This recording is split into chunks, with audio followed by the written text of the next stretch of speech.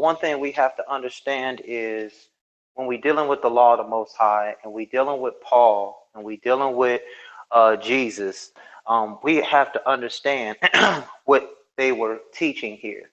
The one thing I've seen is Paul is deals with a lot of philosophy to the audience that he's talking to. All right. But I want to focus on something that the gentleman said first. And the one thing the gentleman said first was he went to Psalms 119. Okay. And I think it was 119 and 142, I think it was, when it was Verse talking 9. about verse 9. He Yeah. and I want to, it says, how can a man cleanse his way? By taking heed according to your word. Now, I want to follow that up with something, and I just want to make this quick. And I want to go to Proverbs chapter 19 and 7. And in Proverbs chapter 19 and 7, it's, oops, I'm sorry, forgive me. Not Proverbs 19 and 7. Proverbs 19 and 19, Psalms 19 and 7. I'm sorry. I just got finished eating. I'm sorry. I want to go to Psalms 19 and 7. What is the Sakari asking me to join them for? Whatever. Okay, 19 and 7, and it says, the law of the Lord is perfect, converting the soul. The testimony of the Lord is sure, making the wise simple. The statutes of the Lord are right, rejoicing the heart. The commandment of the Lord is pure, enlightening the eyes. The fear of the Lord is clean, enduring forever. Now, it makes it clear right there that the law has been established forever. There's no way around that. But I would like to turn to the book of Isaiah, because he said the law cleanses your way. But the prophet Isaiah backs that up. Okay? And it clearly tells you, I'm going to start at verse 4. And it says, alas, sinful nation, a people laden with evil, a brood of evildoers, children who are corrupters. They have forsaken the Lord. They have provoked to anger the Holy One of Israel. Let me highlight that. They have turned away backwards. Why should you be stricken again? You will revolt more and more. The whole head is sick and the whole heart faints. Okay, so we're going to skip down for a minute, because there's a question that gets asked, or there's something that gets told to them on how to wash themselves. And this is what it says. It says, wash yourselves, make yourselves clean, put away the evil of your doings from before my eye. Cease to do evil, learn to do good, seek justice, rebuke the oppressor, defend the fatherless, and plead the widow. Now, when you read this, it correlates directly with Ezekiel chapter 18. Because all the prophets line up. All the prophets spoke righteousness, which was of the Father, because the Father spoke to them. And the book of Ezekiel says the same thing. Stop sinning and cleanse yourself. This is what Ezekiel says. So now we got to understand, how do we cleanse ourselves? By just being obedient. The Father also said, he said out of his own mouth, I did not speak with your fathers concerning sacrifice in the wilderness. He wants obedience. And what is obedience? Obedience to his word. But here's the problem we're having with the New Testament. We read Paul's letters, and we read in Peter, and we read in Timothy, and we read in all these people, but none of them say, thus saith the Most High. He has given us everything we need. And G-Con, you right there. You're hitting it right on the head, but you're missing one thing. And I'm going to continue to listen in, and I want to learn something tonight. And I'm going to let the rest of the brothers continue on. But I will say this. The Most High did not speak in the New Testament. He did not utter one word. These are men reading the Torah and the Tanakh. They are reading the same book we are reading. And prophecy has not been fulfilled. G-Con knows this, and Well, I let wanted me to have that discussion. Hold on, G-Con, hold on. I wanted to have this discussion. I told Sal to get in touch with you because I wanted to have a discussion with you concerning being cleansed of the blood with the blood. But we can see right here with the prophets, they're saying cleanse your own way by being obedient. So I'm gonna let you have the floor. Go now, ahead. now, now, now, now let's read this again, right? Come on. All right, so watch what it says. And as I stated before, Where we going? we're going with the very scripture you went to. In Isaiah? Yep, the very scripture you went to, right? There you go. Let's go. The law of the Lord is perfect. We will agree to that. Converting the Right? soul, right? Right? So, are you perfect? Am I perfect? Am I perfect? No, I'm Yeah. not perfect. Can you keep the law of the Lord? Have you kept it? Yes, yes, I try the best of my ability to keep it. Yes, I do. So you imperfect, right? So the law is perfect, but you imperfect, right? So the law basically shows you who you are, imperfect, because you can't keep it. So watch what it says. Okay. It says, converting the soul, right? Mm-hmm. Now, it says the testimony of the Lord is sure, making wise the simple, right? It says the statutes of the Lord are right, rejoice in the heart. They are right. Statutes of the Lord are right, right? We know that. Mm-hmm. The Mm-hmm. commandment of the Lord is pure, right? It Right. says enlightening the eyes, right? It says Mm-hmm. the fear of the Lord is clean, Right. enduring forever. So when you say, Forever. right, so when you say that the fear of the Lord is clean, Hold and on. it, I didn't say that. hold This on, is what the Most High say. Go ahead. right? So the scripture says, no, but I'm finna add something. I'm finna add something to when you said something. Okay. Now, if you notice something, after each one of these semicolons, it gave you a thought, didn't it? Didn't it give you a thought? In Like, watch Psalms what it 19 says. and 7. It says, the statutes of the Lord are right, rejoice in the heart, right?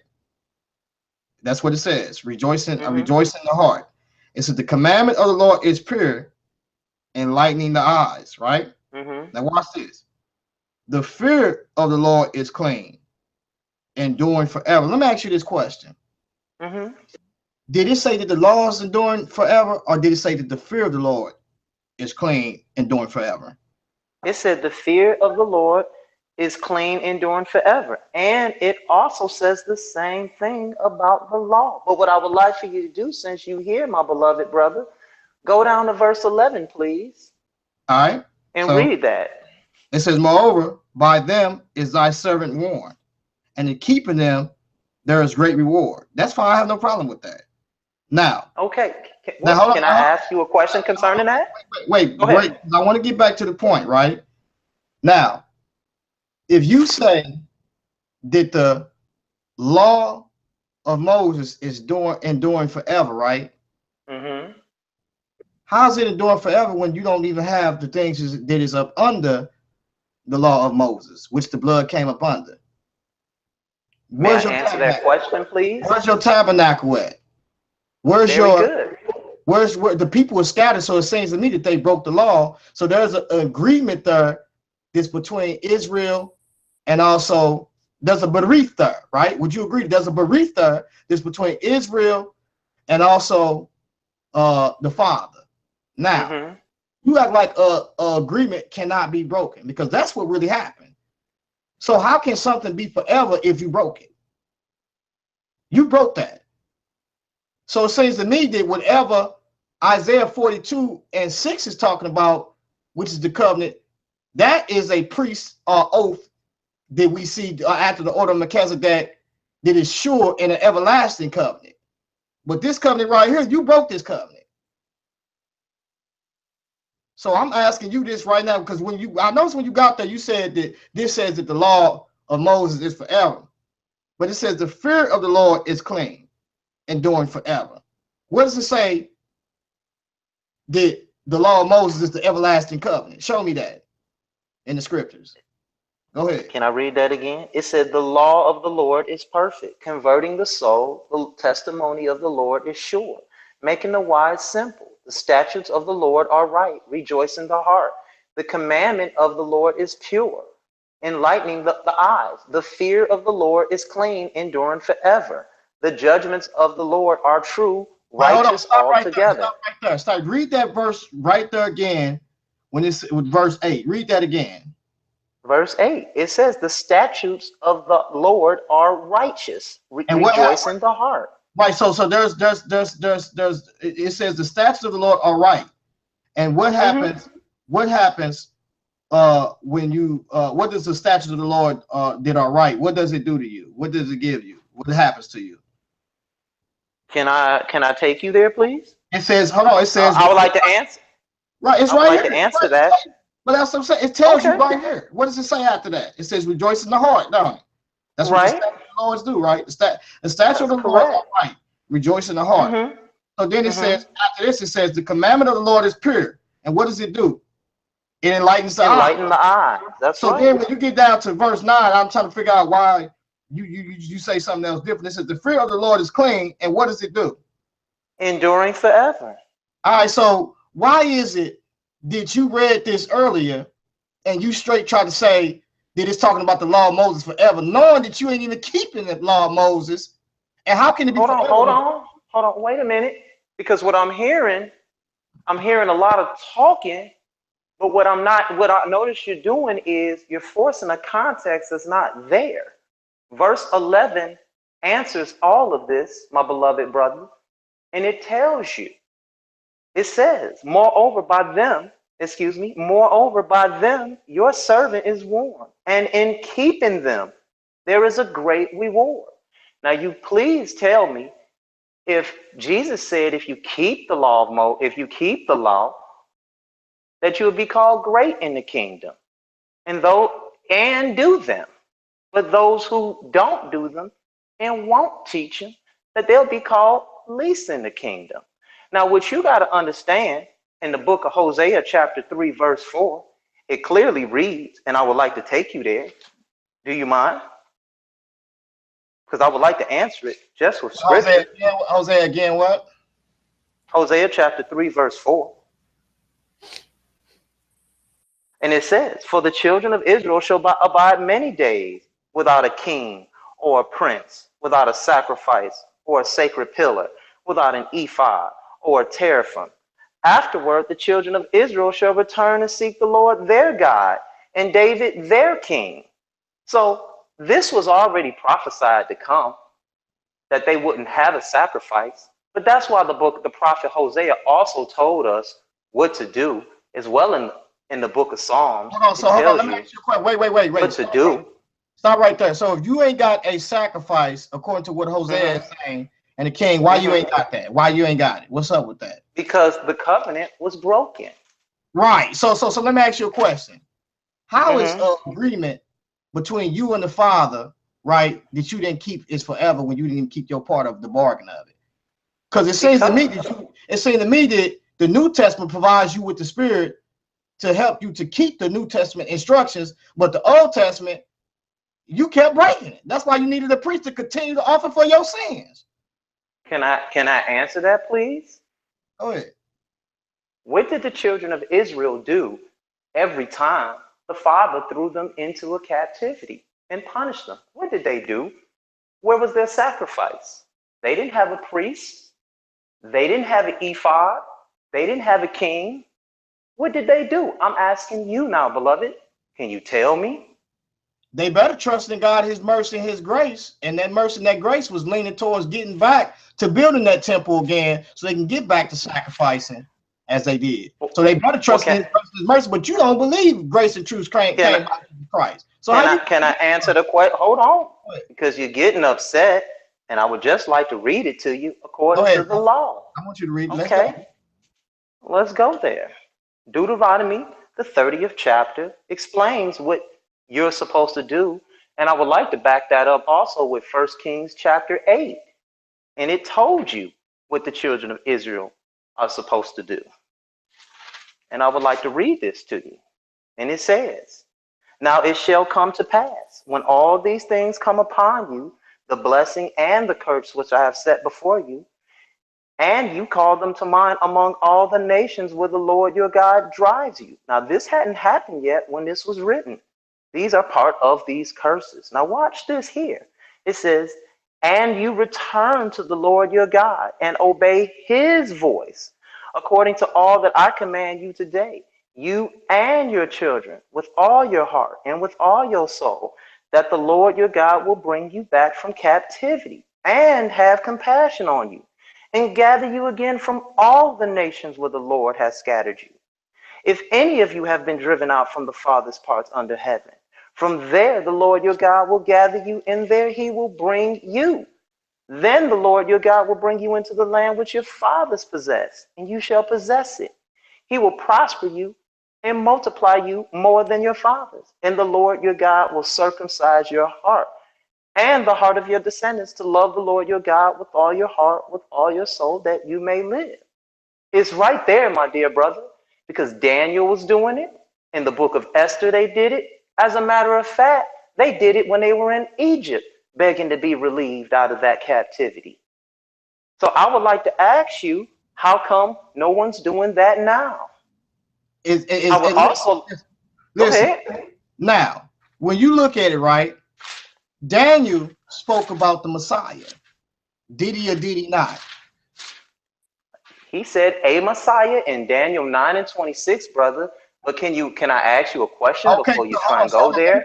let Go me finish. ahead. So Daniel Go spoke ahead. about the Messiah when he talked about the Ancient of Days and Daniel 7. He spoke about the Messiah being brought before the Ancient of Days, and the kingdom was given unto that Messiah, right? And we look at Rashi, how he translate that Messianic verse, and that kingdom is talking about the great Messiah, not no David, but the great Messiah is over David, right? Because David will be a Messiah, but there's a Messiah whose blood was shed, who was innocent, according to Isaiah 53. Now, let me finish this real quick. Now, I don't care what you try to do, right? When the very person, it says, if you look at this scripture, if you would turn to God and obey his instructions, right? The very person that came, which was Christ, right? You didn't obey his instructions. You didn't do what he tell you to do, because he said grace and truth came by him. And so he was the very blood that was foreshadowed, that was taken into the tabernacle on the mercy seat. So if you don't understand that and don't understand, and you think that it's by your own blood, or you think that you could just say, "Oh, I'm just gonna be obedient," well, you better be obedient, because the law commands blood, because that's the only thing that can go on the mercy seat on the Day of Atonement, Yom Kippur, nothing else, bro. And that is the most holiest day in Israel. So you tell me, is you gonna see the face of God without that blood? I don't think so, bro. Listen, the between life and death is the blood. That's your Pesach right there. If you ain't putting that blood on that doorpost, bro, because it means something, guess what? You finna get that judgment gonna pass on you like it did those Gentiles, those Egyptians. So no matter how you try to get away from blood, and I wish you would go to Hosea 14 and 2, because it's gonna get real ugly there. If you telling these people that the prophets is telling people to disobey the law, then you tripping, because the prophets would have never told you that. They was telling you a spiritual concept, something that was deeper than that. That while you are in captivity, you better trust in God and his instructions and his mercy. But when you come back up out of that place, guess what they was doing? They was building that tabernacle and starting back up the sacrifices again. Because you know what they knew? They knew it was the blood, and the blood is the mercy seat. So if you wasn't able to give no blood, you had the life to be given. So even though they was in captivity, they was dying, and blood was being shed all the days of their life, because they had to get back to that national atonement. So whether or not you like it, ain't no escaping the blood, bro. You try to take flour, try to take flour and put it on the altar if you want to, and don't put that blood on there. That's gonna be some strange fire, bro. You got fried chicken. Right. Okay. May I answer that, please? You can go ahead. They can answer you, because I got it. I'm gonna let these brothers get it in. But go ahead, brother. Ask your question, and then I'm gonna let them get it in. And I appreciate your answer, but you still didn't answer my question. But I'm gonna continue on, and I would like to go to the book of Exodus, And I'm going to go to chapter 1 because you brought up Exodus chapter 8, verse 1, because you brought up Hosea 14 and 2. So we're going to see what they were sacrificing here. And let's go to Exodus chapter 8, verse 1. And yes, this is Christopher Harris on the phone trying to learn how to stop being so emotional because my mores have gotten after me about that. They don't like it. So let's continue. And this is what the Most High said. And he said in Exodus chapter 8, verse 1, and the Lord spoke unto Moses, go to Pharaoh and say to him, thus saith the Lord, let my people go that they may serve me. Now, most translations say sacrifice to me.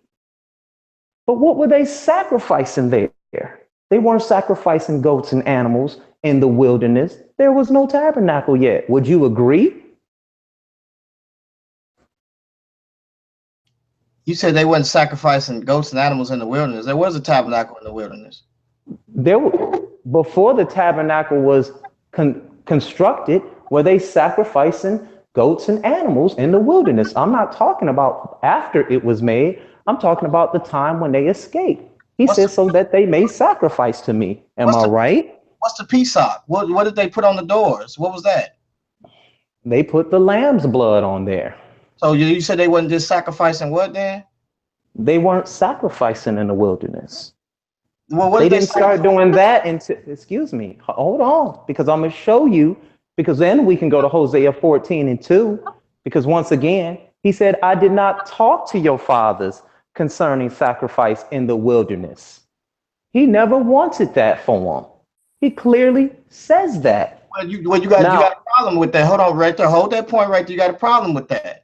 Because okay. he told, see, you have to, this is what textual criticism would do to you. That's why I talk to the atheists, because they bring this out. Now, there's a problem there. Now, one of the problems is this is, you got to look at this. You misinterpreting that, first of all, because he just told them over in, I believe, Exodus chapter 4, he told them, let my people go so that they may go to me and sacrifice in the wilderness. Correct. That's the even better one. Correct. I agree.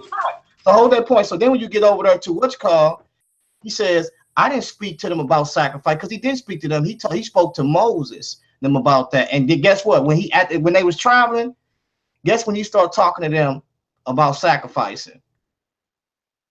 He started talking to them really about sacrificing is when he came to the Passover and stuff, right? But he really told Moses that. He was telling Moses. He told Moses to go tell Pharaoh now, right? He didn't tell Israel nothing, right? He just told them to be obedient until they got to that point to when they started doing the Passover. And then once the Passover was initiated into the law, but he told Moses that. But he already from the get-go was telling them, let my people go, that they may go into the wilderness and sacrifice unto me. And they had to take them animals, because they ain't take them animals, it was a wrap.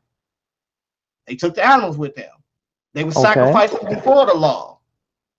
So how you gonna say that he didn't take them? Let's not make the scripture contradict each other, because it's clearly stated. Wait a minute.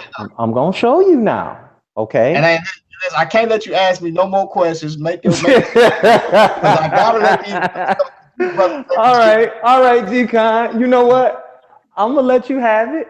I'm gonna let the other brothers get on the floor. I'm gonna ask everybody. I love y'all. Thanks for inviting me on. I'm gonna tune in. I'm gonna sit back and I'm gonna listen to the show and play some Street Fighter 5 because people are requesting me right now, and I'm gonna listen to everybody else's answer.